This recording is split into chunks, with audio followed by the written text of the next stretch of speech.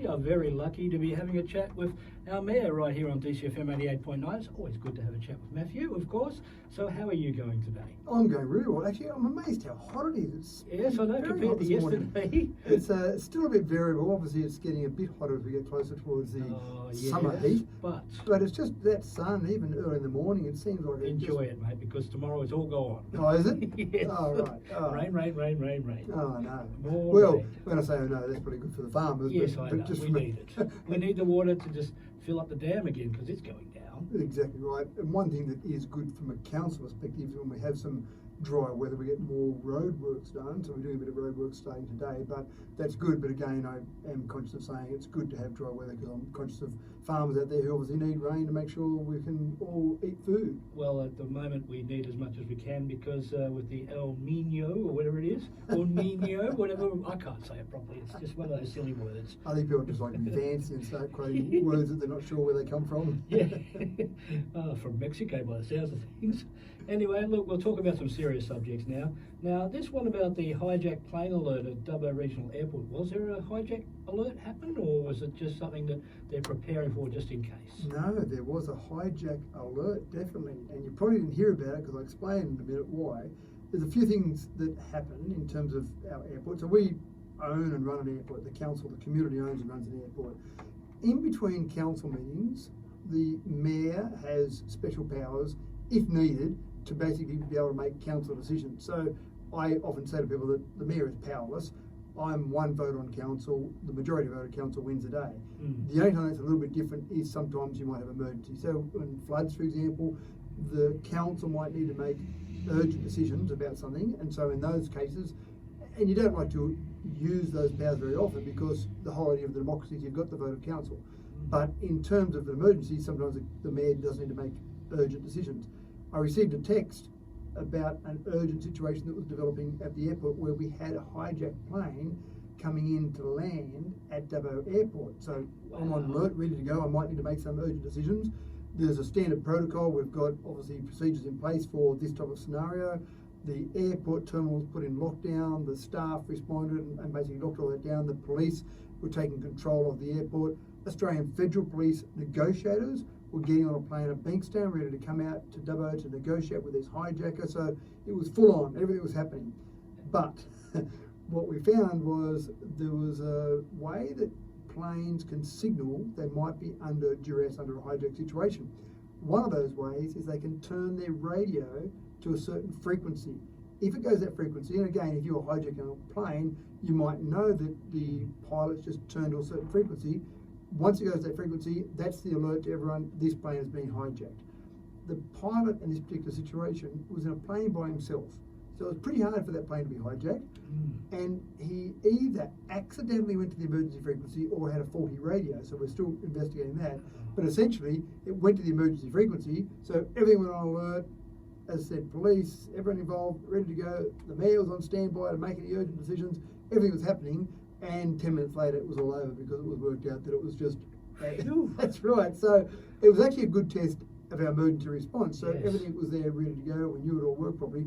We're having to do a report to the Department of Home Affairs because it was a potential hijack situation. So there's a full report on that. But in the end, there was no hijack situation. It was a plane coming from Orange to Dubbo. And you can imagine if we hadn't worked out it was not real quick enough, there would have been this pilot coming on, landing his plane, and Dubbo going, why are all these police cars around here there? Why is everyone pointing guns at me? What's going on here? Yeah, that's right. So it was a funny situation in the end, but very serious for about 10 minutes. Well, it's good to know that they're alert and they can get this sort of problem sorted quickly to get it organised, that the problem could be taken care of. Well, you're spot on, and it was a good test of our emergency procedures, and they came through with flying colours. So well done to our staff at the airport, well done to the police and the AFP. Everyone did what they were meant to do, but again, it wasn't a real situation in the end, which was fantastic. All right, well, you had a meeting with the community leaders, which was held in Wellington last Saturday. So this is part of the regular Meet Your Community Leaders process that we have.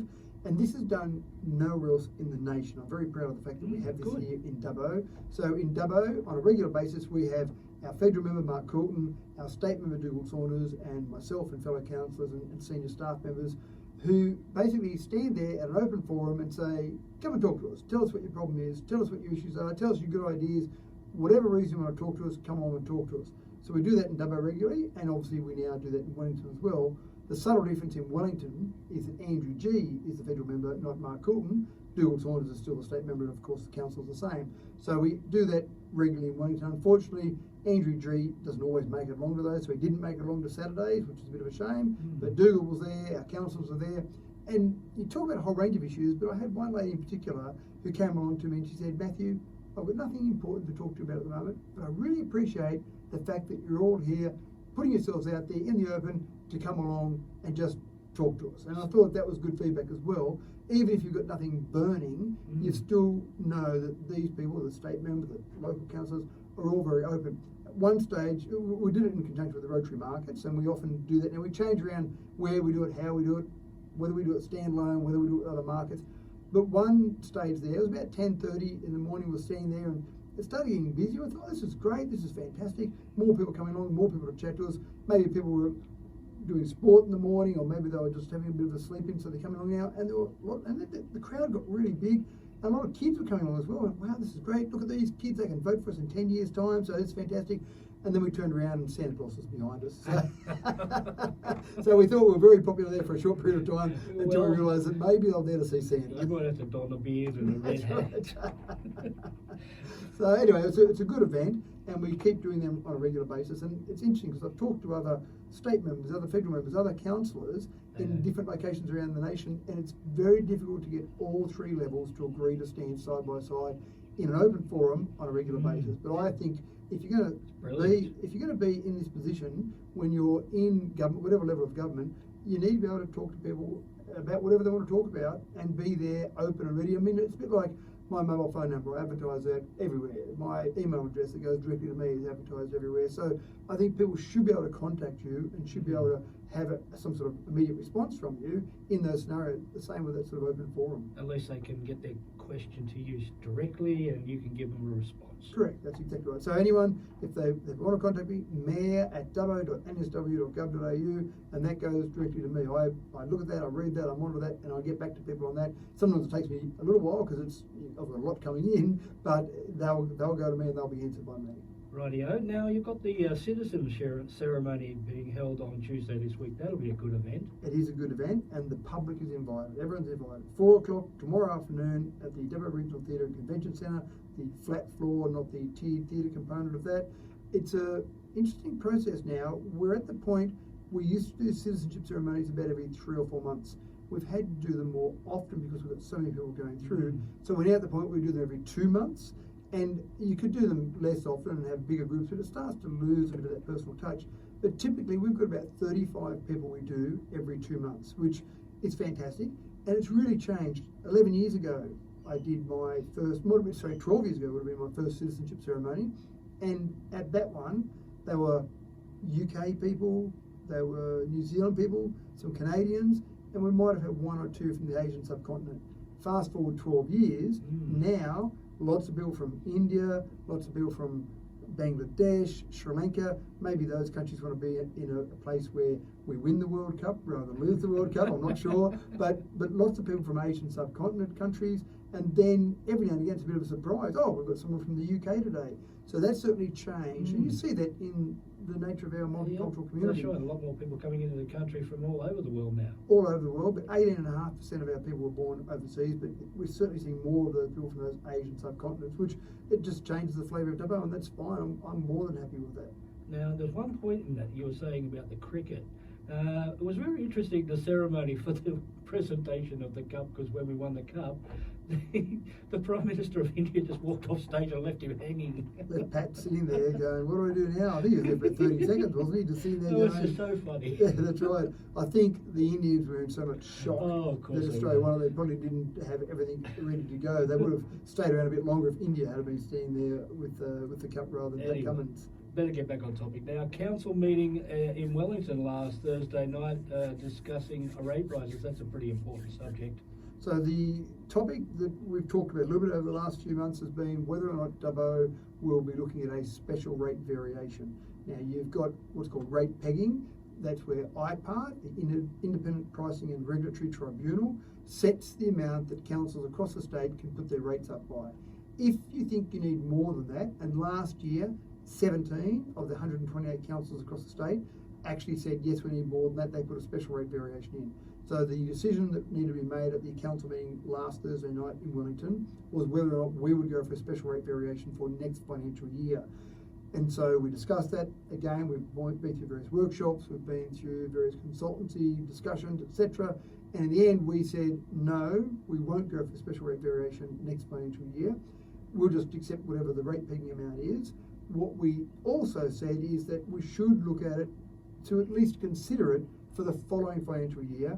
But in the meantime, go out to the community, talk to the community about why we might need to put up rates, what we would do with that money, what services might need to be cut if we don't put up rates. So have that conversation over the next year, and then if it's decided by the council today in consultation with the community that needs to be put up, then we'd make a special rate variation application in February 2025 would be the application. So a fair while away. Fair while away. In the meantime, IPART has come out with their rate pegging amount. Now, this is the first year they've tried a new methodology. In the past, there'd be an amount that every council across the state, that's what you had to put, or you could put your rates up by, unless you put a special rate variation application in. So they've come out now where they've actually looked at all 128 differently, and they've put different amounts across the board. So our rate pegging amount for next financial year, so this is for the 2024-2025 financial year, is 5%. So that's the amount that we'll be able to put our rates up by next financial year. Okay, well, what's it sort of make it roughly? Is it very much in the extra money that the local community will have to pay? Well, it depends on how much rates you're paying there. And keep in mind also, to confuse it, make it even harder to understand, it doesn't mean that your rates for your property will definitely go up by 5%. Okay. The way rate pegging works is that we've got a pool. All the money we receive in rates from businesses, from farming, from individual houses, from different zones, all goes into the pool. Okay. And when you have a rate peg amount, the council can then put that total pool up by 5%. But individual rates across the board could change, some above 5%, some below 5%. But in general, just to keep people, if they want to work out how much their rates would be in another year, you would basically say, well, if I add 5% to what I'm paying in rates now, that's approximately what I have to pay, and that would start from July 2024. Okay, now you also had a meeting with the Country Mayors Association, which was held last Friday. Yeah, so this is a quarterly meeting that exists where you've got a group called Country Mayors. Off the top of my head, I think we've got 76 members of Country Mayors, and obviously it's designed to focus on regional issues, rural issues, country councils. And so we meet there at Parliament House. The reason we meet at Parliament House is because we've got better access to the politicians, and we typically meet in a week where Parliament's sitting so that we can actually get access to those. So on Friday we had Chris Minns, the Premier, came along and he spoke to us. Rose Jackson, the Minister of Everything, she's got a lot of portfolios, so she came along and spoke to us. Dougal Saunders, our local member, but also the leader of the National Party, he came along and spoke to us as well. So it's good. Jenny Aitchison was there, Minister for Regional Transport and Regional Roads. So that's always good to get access to these various bodies. There was probably one thing that I heard from the Premier, Chris Minns, that didn't get me excited. It was good to hear from Chris and good to hear a range of things. But one thing that didn't get me that excited, I think maybe sometimes the government gets things back to front, and this is an example of that. He talked about the fact that the last government had not taken good care of the finances. Many governments that come in say that about the last government. There was one project in Sydney mentioned in particular that was $16 billion was how much was meant to be spent. At this stage, I think it'll be more like $26.5 billion, so $10 billion blowout. Talk about a range of things there, $180 billion in debt, just all these different financial constraints they've got.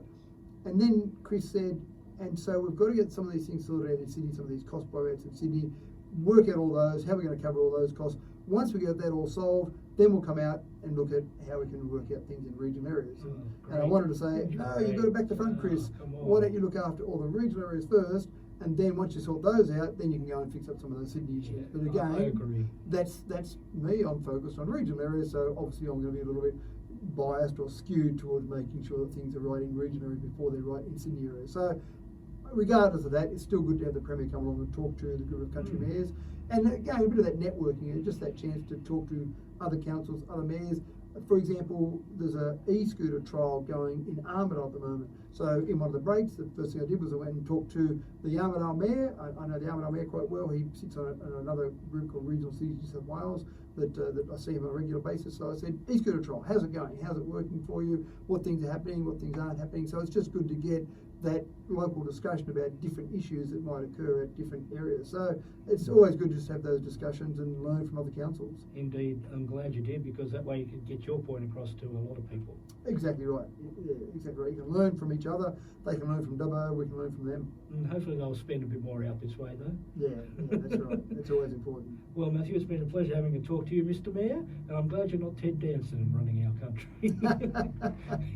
That show is just a cracker. But anyway, it's been a pleasure having a chat to you on DCFM 88.9. Until the next time we have another chat, have a great day. Thank you, Chris. Alrighty, well, we'll get back into the music and take us up to the news in just a sec, right here on DCFM 88.9.